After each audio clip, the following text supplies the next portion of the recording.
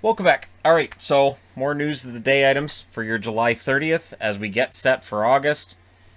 Hot here today, but keeping it. See, it's 26.4 degrees Celsius on the set. Isn't that fun? I'm really glad I invested in that and got it for the set. Kind of fun to see how it is.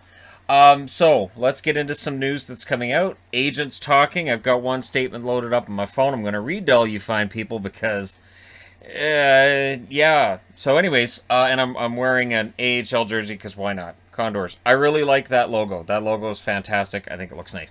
Alex Tuch is going to be out 6 months for the Vegas Golden Knights. So he has just had shoulder surgery.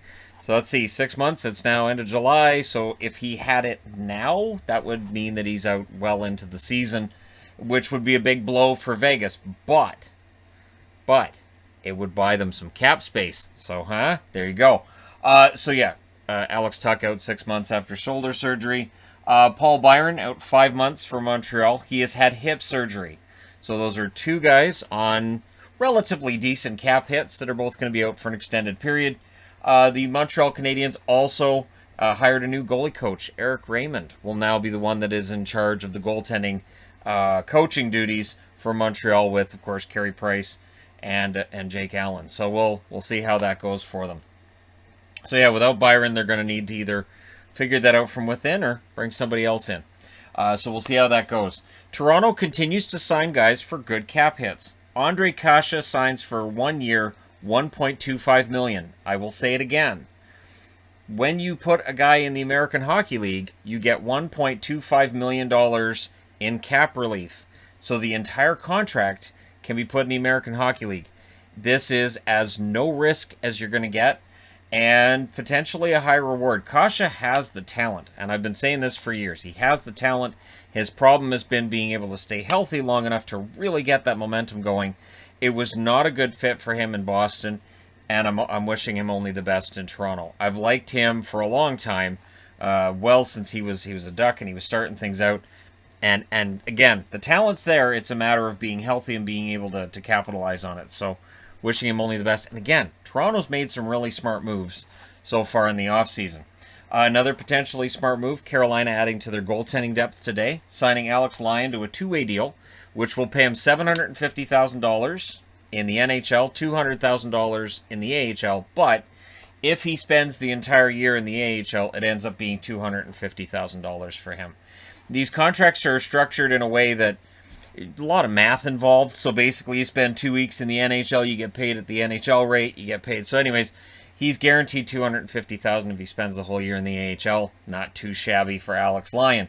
There's rumors out there today, and they appear to have been dashed, that Korpisalo might be making his way to Edmonton, and Edmonton might be giving up Koskinen plus either a high prospect or a first-round draft pick, which has people saying, wait, what? And the advanced stats crowd and just stats crowd look at the stats and say, Korpisalo's numbers and Koskinen's aren't that far off from one another. I do think that Korpisalo, he might be to the point now where he's a little bit overrated by some. And so if he's the goaltender that's going to get moved by Columbus, I would agree on that only because I think Elvis Merzlikins is the better of the two goalies. But Koskinen plus either a high prospect or a first is rich. And there are people denying this now, saying that is not something that Ken Holland would be willing to do. So it almost feels like now the internet has become, how do we rile up Oiler fans today? And sometimes it's a real thing, and sometimes it's not. And it's got to the point where some of it just sounds like, yeah, that could happen. That absolutely could happen. So that's not happening. They may very well be working the phones to try to either, move Koskinen and bring somebody else in. Maybe Korpisalo does come in, but that's not in the offing right now. Watch me put this video up, and then that trade will have been made. But so getting into agent talk, J.P. Barry, who is the agent for both Pettersson and Hughes, he is saying that term is the problem. My guess, and this is just a purely uneducated guess, is that both Pettersson and Hughes, they're better off getting contracts that either walk them to unrestricted free agency, so sign it until that first year you can be an unrestricted free agent, or maybe a year beyond. The Canucks probably want a long-term deal, so apparently it's not the amount of money, it's the term. And then he also pointed out that the team has cap issues. And I know this is the big discussion in Canuckville about how much money they have and how much money they're going to spend. But what I find odd is Canuck fans are really dramatically undervaluing how much Hughes and Pettersson in this current environment are due to make. And so I think the idea that both of them could get $8 million as their cap hit, I wouldn't be surprised. You look at some of the contracts that are out there. Darnell Nurse, there's rumors that he's getting a contract for $9 million a year. The idea that Pettersson and Hughes could both get $8 million, I mean, it's possible. Sure, yes. It could end up being 6. It could end up being 4. It could be $750,000. It could be a lot of things. But both Hughes and Pettersson are going to get paid. And, Quinn Hughes, it's easy to overlook. He had a poor season. And so it's easy to overlook just how really good he was before that. And much the same with Pettersson. He had an injury-filled season that was uneven. But he is viewed as one of the cornerstones of this franchise going forward. And they're likely looking to get paid in that manner. And I don't think the Canucks are going to try to argue that they're not cornerstones of the franchise.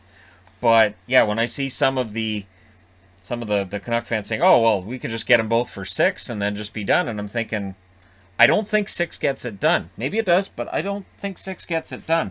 So we'll see how it all turns out for Vancouver in the end, right? Speaking of agents talking, so Peter Fish and Peter Donatelli, the two Peters, who represent Jack Eichel, he wants surgery. Buffalo's saying no. Let me read their statement, because this is a fascinating statement.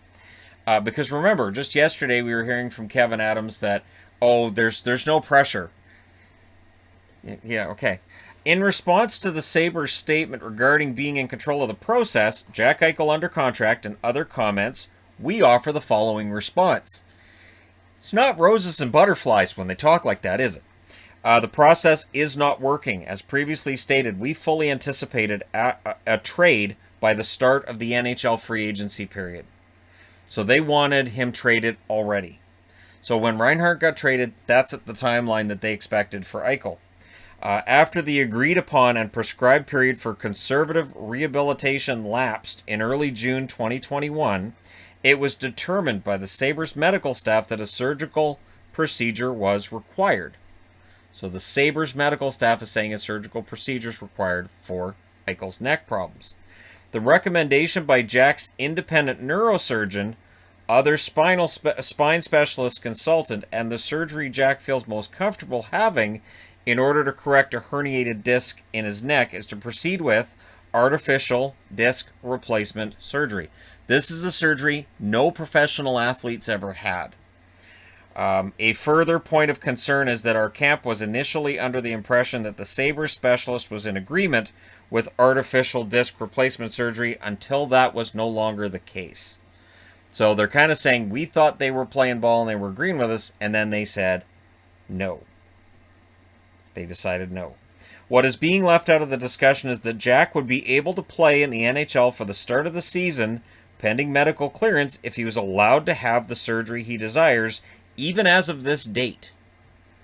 So again, this is to put pressure on the Sabres, who are saying they don't have any, saying, hey, if we could get this surgery done now, he'll be good to play in October.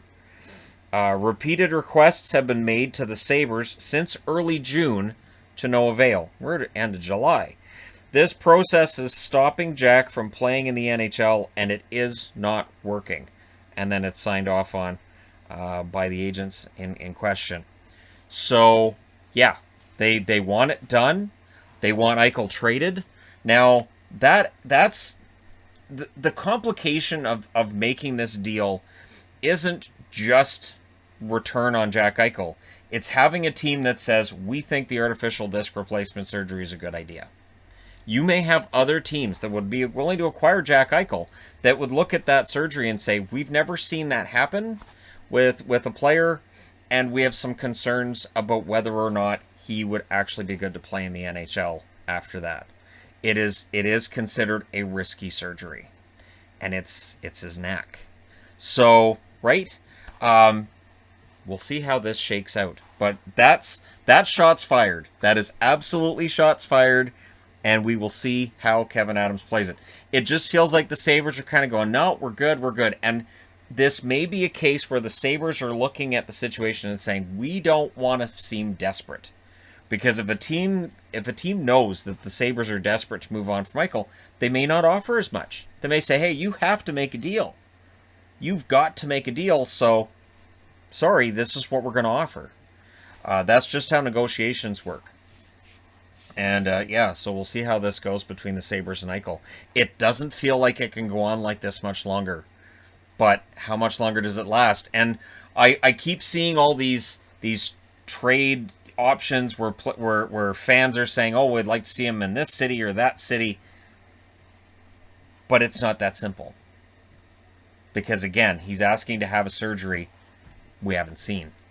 So I totally get why the organization would say, hey, we don't like that option. I also do understand why Eichel, having consulted with numerous medical professionals who've said, this will work, this is a good idea, why he would dig in as well and say, this is what I want to do.